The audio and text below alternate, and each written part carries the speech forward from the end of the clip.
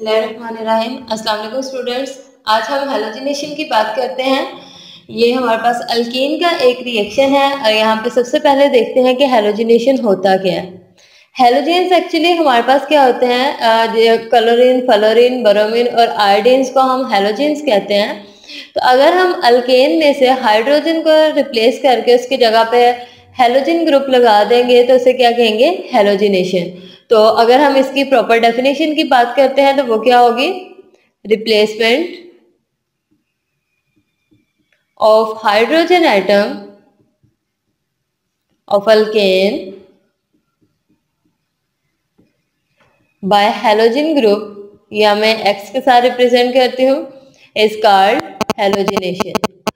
Again बता देती हूँ, replacement of hydrogen atom of alkane bye halogen group is called halogenation of alkane.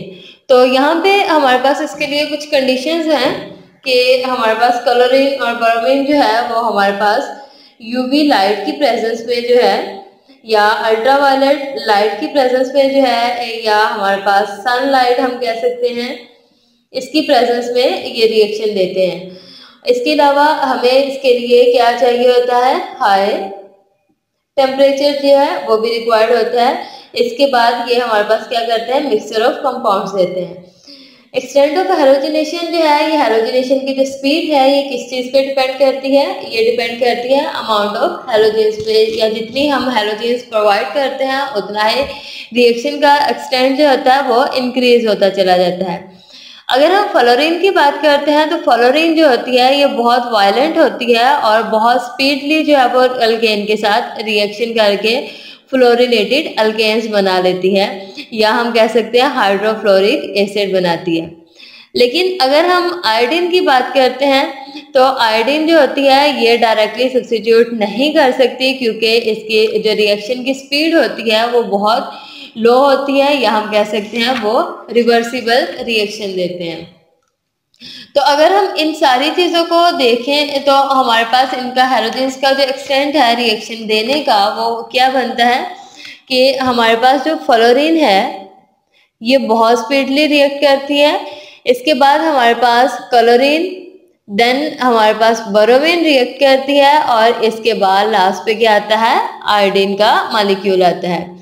अगर इस रिएक्शन का हम देखेंगे किस मेथड के जरिए ये जो है हैलोजिनेशन होती है, तो हैलोजिनेशन हमारे पास फ्री रेडिकल मेथड से होती है। तो यहाँ पे देखते हैं कि फ्री रेडिकल मेथड के जरिए किस तरह होती है। तो इसे देखने के लिए हम इसका मैकेनिज्म जो है वो यहाँ पे स्टडी करते हैं। इसके मैकेनिज्म में एक्चुअली 3 स्टेप्स होते हैं और इन 3 स्टेप्स को हम डिस्कस करते हैं। नंबर 1 स्टेप जो है इसे कहा जाता है इनिशिएशन स्टेप, नंबर 2 को हम कहते हैं propagation, and number 3 is termination step. तो नंबर 1 की बात करते हैं। नंबर 1 स्टेप जो है,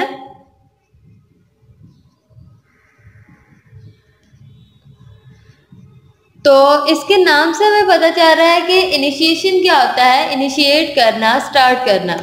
तो इसे हम स्टेप 1 भी कह सकते हैं कि स्टेप 1 में क्या होता है ये देखेंगे।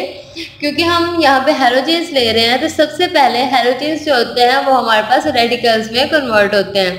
तो सपोज मैं यहाँ पे क्लोरीन लेती हूँ, तो क्लोरीन के ऊपर जब मैं सनलाइट या अल्ट्रावायलेट लाइट, HV जो है ये अल्ट्रावायलेट लाइट को रिप्रेजेंट कर रही है, ये फाल करवाऊंगी तो यहाँ पे ये किस में कन्वर्ट हो जाएगा, रेडिकल में। अब देखते हैं कि ये रेडिकल में कैसे कन्वर्ट होता है। प्रीवियस लेक्चर में बता चुकी हूँ कि ये जो इनके दरमियान ये बॉन्ड बना हुआ है जो एक लाइन की फॉर्म में नजर आ रहा है, इस बॉन्ड का मतलब है कि ये शेयर पेयर ऑफ इलेक्ट्रॉन से बना है, जिसमें से एक इलेक्ट्रॉन शेयर किया है एक क्लोरीन ने और दूसरा इलेक्ट्रॉन दूसरे क्लोरीन ने दिया है। अगर हम इनके दरमियान बॉन्ड की ब्रेकेज करते हैं तो ये फ्री रेडिकल के मेथड के जरिए ब्रेक होता है। जैसे कि ये इलेक्ट्रॉन इसके पास चला जाएगा और ये इलेक्ट्रॉन इसके पास चला जाएगा। लेकिन यहाँ पे एक बात याद रखिए कि जब भी फ्री रेडिकल के मेथड से हमने बॉन्ड ब्रेक करना है तो एक ट्रांसफर ऑफ सिंगल इलेक्ट्रॉन जो है वो सिंगल हेडेड एरो के जरिए रिप्रेजेंट की जाती है। तो ये हमारे पास क्या बनेंगे, 2 रेडिकल्स बनेंगे, जिसे कि हम किस फॉर्म में लिखेंगे, chlorine radical plus chlorine radical. जब ये रेडिकल बन गए हैं तो मतलब कि हमारे पास अब रिएक्शन क्या हो जाएगा, स्टार्ट हो जाएगा। तो फिर हम सेकंड स्टेप को क्या कहते हैं, प्रोपागेशन। तो ये फ्री रेडिकल आगे प्रोपागेट होकर मीथेन के ऊपर रिएक्ट करेगा। तो हम यहाँ पे ले लेते हैं, एक मीथेन ले लेते हैं जो कि हमारे पास है H3C, और यहाँ पे इसका एक हाइड्रोजन जो है वो मैं सेपरेट लिख देती हूँ ताकि हमें पता चल जाए कि हमने यहाँ से हाइड्रोजन रिमूव करना है।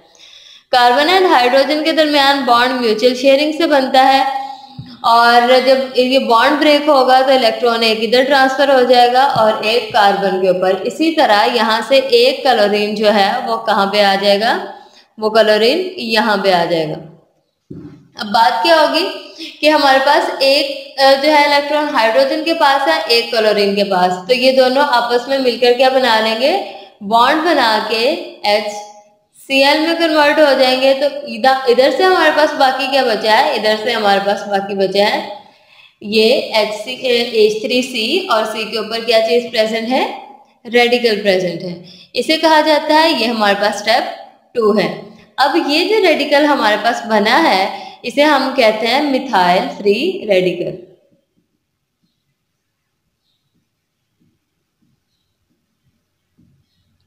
और यहाँ पे बात याद रखें कि आपने हमेशा Hp का साइन भी साथ में लगाना है। तो यहाँ पे इस मिथाइल फ्री रेडिकल को लेंगे। मिथाइल फ्री रेडिकल मजीद हेलोजन के मॉलिक्यूल के साथ रिएक्ट करेगा और अगेन इनका बॉन्ड जो है वो इस फॉर्म में ब्रेक होगा। ये क्लोरीन जो है वो इस कार्बन के साथ अटैच हो जाएगी और हमारे पास आ जाएगा H3C, और इसके साथ क्या चीज अटैच हो गई थी, क्लोरीन, प्लस ये क्लोरीन जो है ये रेडिकल फॉर्म में हमारे पास वापस आ जाएगी। अब हमारे पास क्या क्या चीज बच गई है, एक ये क्लोरीन बची थी और एक ये क्लोरीन बची है। तो यहाँ पे ये दोनों क्लोरीन मिलकर क्या बनाएंगे, टर्मिनेशन स्टेप बना लेंगे, या फिर हमारे पास ये मजीद मिथाइल रेडिकल के साथ मिलकर क्या करेगा, मिथाइल क्लोराइड बना लेगा। तो यहाँ पे मैं लिख देती हूँ टर्मिनेशन स्टेप। तो टर्मिनेशन स्टेप में एक्चुअली हमने रेडिकल की जो चेन बन रही है, जो आगे आगे फर्दर उसे जो है वो रेडिकल फॉर्म में कन्वर्ट करते जा रहे हैं, इसे खत्म करना है। तो यहाँ पे 3 तरह के हमारे पास टर्मिनेशन स्टेप हो सकते हैं। या तो ये दोनों क्लोरीन आपस में मिल जाए, ये दोनों अगर क्लोरीन आपस में मिल जाएंगी तो इनके दरमियान क्या बन जाएगा, बॉन्ड बन जाएगा और Cl2 में कन्वर्ट हो जाएगी। जब रेडिकल खत्म हो गए तो मतलब कि इसके चेन रिएक्शन भी खत्म हो गया। या फिर क्या होगा कि ये क्लोरीन किसी और मिथाइल रेडिकल के साथ मिलेगी और इसे किस में कन्वर्ट कर देगी, मिथाइल क्लोराइड में कन्वर्ट कर देगी। लेकिन अगर ये भी नहीं होगा देन हमारे पास क्या होगा, 2 मिथाइल कंपाउंड्स जो हैं वो आपस में रेडिकल्स आपस में मिलेंगे और ये रेडिकल्स किस में कन्वर्ट हो जाएंगे, ये रेडिकल्स कन्वर्ट हो जाएंगे इथेन में। तो इसे भी हम क्या कहते हैं, ये हमारे पास टर्मिनेशन स्टेप है। टर्मिनेशन स्टेप का मतलब है कि यहाँ पे इसका क्या हो गया, इसमें हमारे पास चेन रिएक्शन जो है वो रुक गया है, यहाँ पे रिएक्शन स्टॉप हो गया। तो अब इसे मजीद डिस्कस करने के लिए हम देखते हैं कि फर्दर इनमें कौन कौन से जो स्टेप्स हैं वो होते हैं। तो यहाँ पे इनिशिएशन स्टेप क्या था कि हमने हेलोजन्स लेने हैं, हेलोजन हमने लिया और ये हेलोजन के दरमियान जो है वो बॉन्ड बना हुआ है और इसके रेडिकल्स जो है वो बन जाएंगे इस फॉर्म में कि एक इलेक्ट्रॉन इस कार्बन पे, क्लोरीन पे और एक दूसरे क्लोरीन पे चले जाएगा सनलाइट की प्रेजेंस में, और ये हमारे पास 2 रेडिकल्स बन जाएंगे। देन सेकंड स्टेप था हमारे पास प्रोपागेशन, और प्रोपागेशन स्टेप में यहाँ पे बहुत ज़्यादा जो है वो डिफरेंट कंपाउंड्स बनते हैं, तो इसे भी यहाँ पे डिस्कस करते हैं। यहाँ पे मैं ले लेती हूँ मीथेन जो कि हमारे पास इस फॉर्म में है और इसके साथ मैं रिएक्शन करवाती हूँ हेलोजन रेडिकल का। तो जिस को हमने यहाँ से हाइड्रोजन को रिमूव करना है, इसे चले मैं इसके साथ लिख देती हूँ। तो जब हमने ये हाइड्रोजन रिमूव करवाना है तो इनके दरमियान जो बॉन्ड है वो किस मेथड के जरिए ब्रेक होगा, रेडिकल मेथड के जरिए। तो रेडिकल से एक इलेक्ट्रॉन इधर आ जाएगा और एक इस कार्बन पे चला जाएगा। अब यहाँ पे क्या आएगी, जो हाइड्रोजन पे रेडिकल आया था वो और ये जो क्लोरीन का रेडिकल है, ये दोनों आपस में मिलेंगे और आपस में क्या कर लेंगे, बॉन्ड फॉर्मेशन कर लेंगे। तो जब ये आपस में बॉन्ड फॉर्मेशन कर लेते हैं तो ये कन्वर्ट हो जाएंगे HCl में, और ये किस फॉर्म में रहेगा, ये हमारे पास आ जाएगा इधर रेडिकल फॉर्म में, क्योंकि इसका इलेक्ट्रॉन इसके ऊपर आ गया था। अब फर्दर क्या होगा, ये रेडिकल हमारे पास मजीद हैलोजन के ऊपर क्या करेगा, अटैक करेगा। यहाँ पे मैं मजीद एक हैलोजन ले लेती हूँ, ये देखें हमारे पास हैलोजन आ गया। अब जब इसने इस क्लोरीन के साथ रिएक्शन करना है तो क्लोरीन एक इनके दरमियान बॉन्ड क्या हो जाएगा, ब्रेक हो जाएगा। और बॉन्ड ब्रेकेज किस मेथड से होगी, रेडिकल मेथड के जरिए जो है वो बॉन्ड ब्रेकेज होगी। अब जब बॉन्ड ब्रेकेज हो गई है तो ये कार्बन जो है वो अपना रेडिकल देगा और ये क्लोरीन अपना रेडिकल देगा, तो इन दोनों के दरमियान, कार्बन और क्लोरीन के दरमियान क्या हो जाएगा, बॉन्ड फॉर्मेशन हो जाएगी इस फॉर्म में। एच हमारे पास यहाँ पे भी एच आ जाएगा, यहाँ पे भी, लेकिन इस साइड पे क्या चीज अटैच हो गई है, क्लोरीन। प्लस ये क्लोरीन हमारे पास किस फॉर्म में आ गया है, रेडिकल फॉर्म में। अब ये जो रेडिकल हमारे पास आया है, ये फर्दर जो है वो न्यू मीथेन के मॉलिक्यूल पे अटैक करेगा। जैसे कि यहाँ पे मैं कह देती हूँ कि ये हमारे पास विदाउट रेडिकल था, इसे हम कहते हैं कि ये हमारे पास क्लोरोमीथेन है, और ये क्लोरोमीथेन जो है इसके ऊपर अटैक करेगा और ये किस फॉर्म में आ जाएगा, H हाइड्रोजन, हाइड्रोजन यहाँ पे क्लोरीन, और इसके ऊपर अटैक कौन कर रहा है, क्लोरीन रेडिकल। चले इस हाइड्रोजन पे मैं कहती हूँ कि अटैक किया और इसे मैं ग्रीन से रिप्रेजेंट करती हूँ। तो यहाँ पे इस कार्बन और हाइड्रोजन के दरमियान बॉन्ड किसके जरिए बना है, रेडिकल मेथड से, ये और ये इस फॉर्म में बॉन्ड जो है वो ब्रेक हो गया। जब इस फॉर्म में बॉन्ड ब्रेक हुआ है तो ये क्लोरीन और ये हाइड्रोजन मिलकर आपस में क्या कर लेंगे, बॉन्ड फॉर्मेशन, और ये जो है ये रेडिकल फॉर्म में रह जाएगा। C यहाँ पे हाइड्रोजन, यहाँ पे हमारे पास क्लोरीन, लेकिन यहाँ पे एक रेडिकल भी प्रेजेंट है। तो अब हम देखते हैं कि ये रेडिकल क्या करता है। ये रेडिकल हमारे पास, इसका नाम चलो मैं लिख देती हूँ, यहाँ पे ये आ जाएगा मिथाइल क्लोराइड। अब इस रेडिकल को देखते हैं, HC H क्लोरीन और यहाँ पे रेडिकल, प्लस अगर ये दोनों के साथ बॉन्ड बनाए तो ये बॉन्ड जो है रेडिकल मेथड से ब्रेक होगा। तो ये जो रेडिकल है ये कहाँ पे चला जाएगा, ये इस कार्बन और ये कार्बन और क्लोरीन आपस में बॉन्ड बना लेंगे। जब ये कार्बन और क्लोरीन आपस में बॉन्ड बनाएंगे तो किस फॉर्म में आएगा, HC H, यहाँ पे क्लोरीन पहले ही प्रेजेंट है और ये क्लोरीन यहाँ पे आके लगी। अब इसका नाम क्या होगा, क्योंकि दो क्लोरीन लगी है तो हम इसे कहेंगे, ये आ जाएगा डाई क्लोरो मीथेन।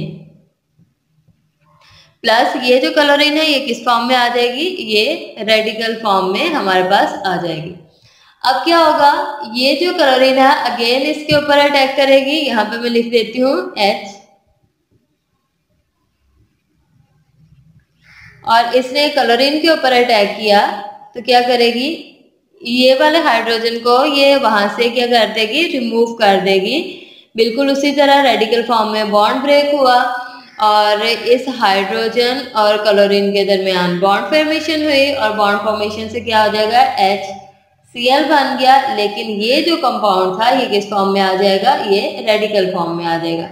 H यहाँ पे रेडिकल, यहाँ पे एक क्लोरीन और एक क्लोरीन यहाँ पे। तो इसको हम क्या करते हैं कि ये हमारे पास फर्दर क्लोरीन के मॉलिक्यूल के साथ अटैच होगा, H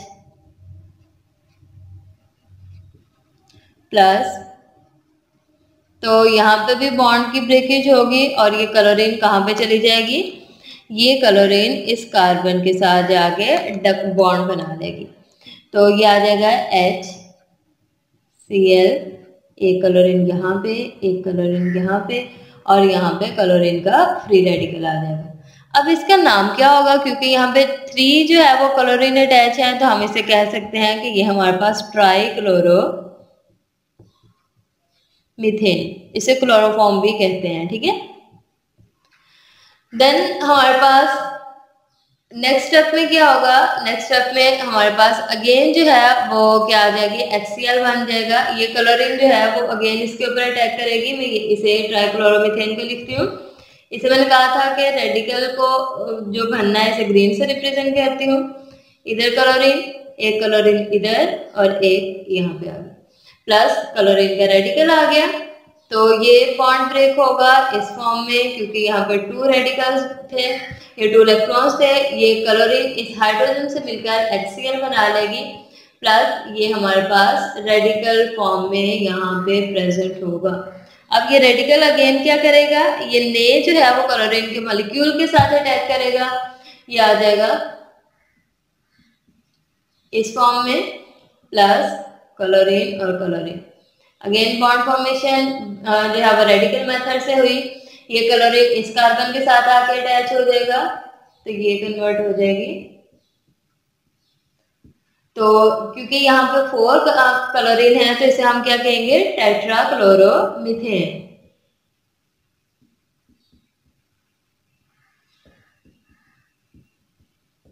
प्लस हमारे पास क्या बचा, एक क्लोरीन का रेडिकल हमारे पास यहाँ पे बच गया।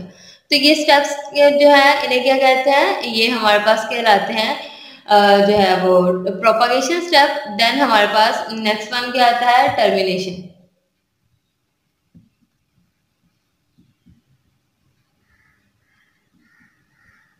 तो टर्मिनेशन स्टेप मैं अभी भी बता चुकी हूँ 3 टाइप्स के होते हैं। चलो मैं यहाँ पे सिर्फ एक क्लोरीन वाला ही बता देती हूँ कि ये जो क्लोरीन का रेडिकल था ये यहाँ पे मौजूद एक क्लोरीन के साथ बॉन्ड बनाएगा और आपस में इनका बॉन्ड फॉर्मेशन क्या होगी, ऐसे और इस फॉर्म में होगी, और ये हमारे पास अगेन क्लोरीन मॉलिक्यूलर फॉर्म में यहाँ से बाहर आ जाएगा।